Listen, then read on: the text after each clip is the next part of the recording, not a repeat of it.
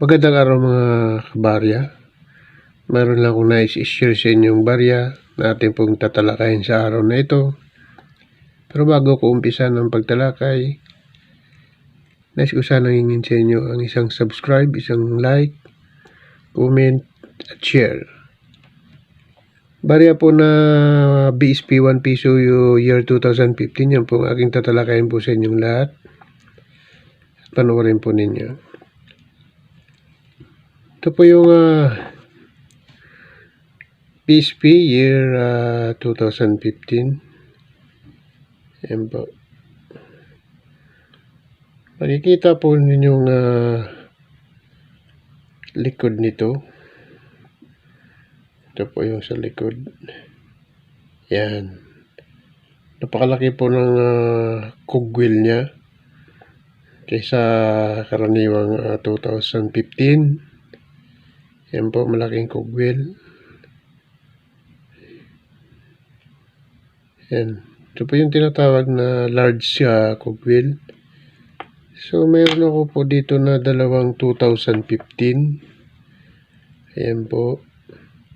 Pero yung cogwheel po, yan yung sa likod niya. Maliit lang yan.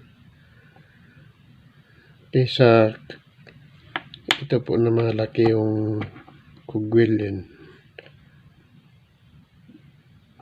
So, ito rin po yung isa. Ayan.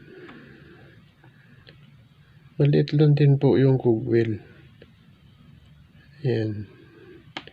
Pero ito po, kakaiba para sa para siyang frosted coins na 2015. Ganito kalaki yung yung frosted na o froth na na 2015. Pero ito hindi po siya hindi po siya froth. Yan. Pero malaking cogwheel. Yan po. Dami kong 2015, ito lang napansin ko bakit ang laki ng cogwheel niya. Yan. So kung mayroon kayong ganito, baka magkaroon ng value yung ganitong large cogwheel. At isi-search ko po kung ilang piraso yung mayroong ganito. Tabayanan nyo na lang po dyan sa may comment section. Kung mayroon po kayong i-comments, babasahin ko po sa comment section. So sa ngayon po, yung dito na lang muna ang pagtalakay ko sa baryang ito. At abangan nyo na lang po kung sakali mang may value yung ganitong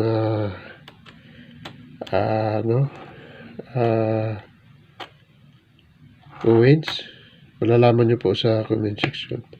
So hanggang dito na muna po. Maraming pong salamat sa inyo lahat.